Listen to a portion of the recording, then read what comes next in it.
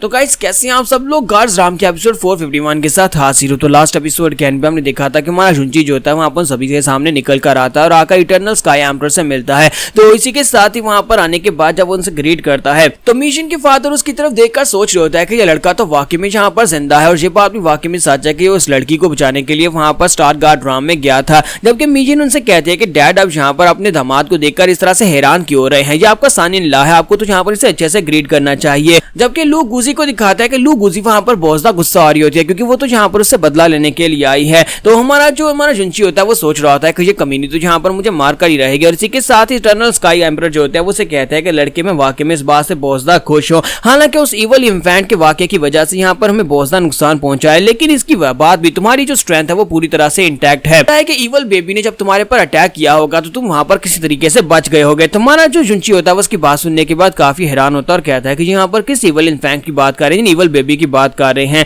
और इसी के साथ हमारी जो मोन जाजिन होती है वो यहाँ पर इस बात को कवर करने की कोशिश कर रही है ताकि जुंची को इस बारे में ना पता चले कि उसकी मास्टर मोली जो है वो मरी नहीं है बल्कि अभी तक जिंदा है और इवल बेबी में टर्न हो चुकी है। तो वो उनसे कहते हैं कि मुझे लगता है कि आपको यहाँ पर कोई और बात करनी चाहिए, हमें यहाँ पर इसके ऊपर ज्यादा प्रेशर नहीं डालना चाहिए क्योंकि हमारा जुंची जो होता है वो इवल बेबी के बारे में कुछ भी नहीं जानता होता और इन सभी को लगता है कि जुंची को इवल बेबी ने मारा है। जुंची यहाँ पर इटर्नल स्काई एम्परर से पूछ लेता है कि आप यहाँ पर किस इवल इन्फेंट की बात कर रहे हैं। तो मास्टर मो जानजिन सोच रही होती है, लगता है कि अब यहाँ पर इस बात को और ज्यादा नहीं छुपाया जा सकता, जुंची को इस बारे में पता चल जाएगा। और इसी के साथ ही इटर्नल स्काई एम्परर जो होते हैं जब उसे बताने लगते हैं क्या तुम्हें यहाँ पर इवल बेबी के बारे में कुछ भी याद नहीं है। तुम्हारा जुंची कहता है कि नहीं, मुझे यहाँ पर इवल बेबी के बारे में कुछ भी याद नहीं है। जब वो उसे बताने लगते हैं इसी के साथ ही लू गुइजी वहां पर बीच में फिर से टपक पड़ती है और जुंची के ऊपर गुस्सा आ रही होती है और उसे कहता है कि जुंची क्या तुम्हें भी याद है कि मुझे तुमसे बदला लेना है। तुम्हारा जुंची उसे कहता है कि सब कुछ तुम्हारी अपनी वजह से हुआ था, मैंने यहाँ पर ऐसा कुछ भी नहीं किया जिसकी वजह से तुम यहाँ पर मुझसे बदला लो और दोबारा तुम लोगों ने ऐसा कुछ किया तो फिर यहाँ पर मैं तुम्हारे पूरे के पूरे तुम्हारी गार्ड राम को बर्बाद कर दूंगा।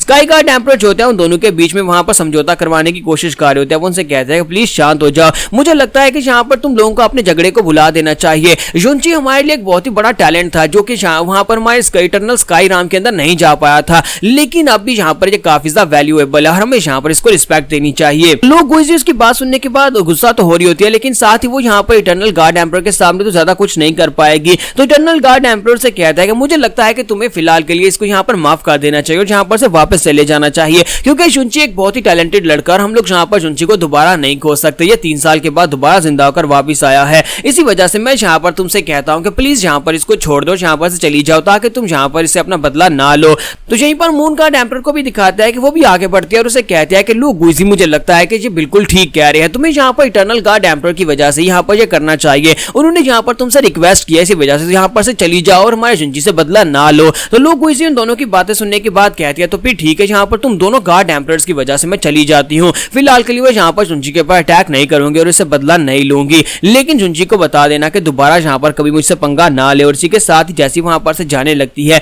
तो इसी के साथ ही वो एक बैरियर के साथ टकरा जाती है और इस बात से लू गुइजी और भी ज्यादा गुस्सा हो जाती है। तो मो जानजिन उसे कहती है कि मैं सोंगसन और राम की क्वीन हूँ और तुम यहाँ पर इस वक्त सोंगसन और राम में हो, तुम्हें किसने कह दिया कि तुम मेरी मर्जी के बिना तुम यहाँ पर से जा सकती हो। तो लू गुइजी बहुत ज्यादा गुस्सा आती है और कहती है कि तुम्हें क्या लगता है कि मैं यहाँ पर से नहीं जा सकती, मैं सिर्फ और सिर्फ इन दोनों गार्ड एम्परर्स की वजह से तुम्हें फेस देकर यहाँ पर से जा रही हूँ, वरना मैं तुम्हारी पूरी की पूरी सोंगसन और राम को बर्बाद कर देती। तो मो जानजिन उसे कहते हैं कि मेरी बात ध्यान से सुनो, तुम यहाँ पर से ऐसे बिल्कुल भी नहीं जा सकती, तुमने मेरी सोंगसन और राम के ऊपर आकर अटैक किया तो तुम्हें यहाँ पर इसका जवाब तो देना पड़ेगा, तुम्हें इसके एक्सप्लेनेशन के तौर पर अपनी 3 उंगलियां काटकर मुझे देनी होंगी, अपनी 3 उंगलियां काटो और यहाँ पर से दफा हो जाओ, वरना तुम्हें यहाँ पर से जाने की इजाजत नहीं है। और यहीं पर सोंगसन और राम के डिसाइपल्स को दिखाता है कि वो सभी लोग बेचारे वहां पर घबरा रहे होते हैं और सोच रहे होते हैं कि हम लोग यहाँ पर लू गुइजी के सामने नहीं टिक सकते। यहाँ पर बड़ी मुश्किल के साथ इन सभी लोगों ने परस्यू करके इसे भेजने की कोशिश की और यहाँ पर से जा भी रही थी कि हमारी मास्टर ने इसे फिर से यहाँ पर रोक लिया है, मास्टर को यहाँ पर इससे क्या चाहिए, ये हम सभी को भी यहाँ पर अपने साथ मरवाएंगी। लू गुइजी क्योंकि यहाँ पर एक हाई राम की गार्ड राम से इसी वजह से वो यहाँ पर कुछ ज्यादा शवाफकारी होती है, तो वो सोंगसन और राम के लोगों से कहती है कि तुम सभी लोग एक मिडिल गार्ड राम से हो, तुम्हें क्या लगता है कि तुम्हारी सोंगसन और राम हमारी गार्ड राम का मुकाबला करने के लायक है या फिर तुम यहाँ पर हमें ऑर्डर्स दे सकती हो। तो मो जानजिन जब उसे कहते हैं कि अपनी 3 उंगलियां काटकर यहाँ पर से दो, यहाँ पर से दफा हो जाओ, तो दोनों गार्ड एम्परर्स भी ये बात सुनने के बाद काफी ज्यादा हैरान हो जाते हैं कि यार यहाँ पर कर क्या रही है, मो जानजिन यहाँ पर अपने लिए मुश्किल क्रिएट क्यों कर रही है, हम दोनों ने बड़ी मुश्किल के साथ यहाँ पर से भेजा है क्योंकि लू गुइजी अगर यहाँ पर गुस्सा हो जाती तो हम दोनों भी मुश्किल के साथ से कंट्रोल कर पाते और पीछे उसके पास यहाँ पर पूरी की पूरी गार्ड राम की सपोर्ट भी है। लू गुइजी से कहती है कि सोंगसन और राम के किंग क्या तुम वाकई में यहाँ पर श्योर हो कि तुम्हें यहाँ पर मेरी 3 उंगलियां चाहिए, क्या तुम्हें लगता है कि तुम यहाँ पर मेरे पास से मेरी 3 उंगलियां ले पाओगी, चलो देखते हैं कि तुम मेरी एक उंगली पहले काट पाती हो या फिर यहाँ पर मैं तुम्हारी सोंग्स नो राम को पूरी तरह से बर्बाद कर देती हूँ। वो शांचिन उसे कहते हैं कि शुक्र करोगे यहाँ पर गार्ड एम्परर्स खड़े हैं, इसी वजह से मैंने सिर्फ और सिर्फ तुम्हारी 3 उंगलियां मांगी है, वरना मैं तुम्हारी जान मांगती। तो लू गुइजी इसी के साथ ही वहां पर जोर जोर से हंसना शुरू कर देती है और कहती है देखो यहाँ पर मेंढक के पर निकल आए हैं और मेंढक हवा में उड़ना चाहता है। चलो दिखाती हूँ मैं तुम्हें यहाँ पर कि तुम यहाँ पर तुम्हारी औकात क्या है। अब ये दोनों गार्ड एम्परर भी यहाँ पर तुम्हें नहीं बचा पाएंगे और इसी के साथ ही वहां पर अपनी पावर्स को रिलीज करती है। तो जब वो अपनी पावर्स को रिलीज करती है तो नीचे खड़ी हमारी गार्ड एम्परर जो होती है मून गार्ड एम्परर, वो एम्परर से कहती है कि इटर्नल गार्ड एम्परर मुझे लगता है कि हमें यहाँ पर कुछ करना चाहिए। तो वो कहते हैं हाँ चलो जाकर इनकी फाइट को रुकवाते हैं।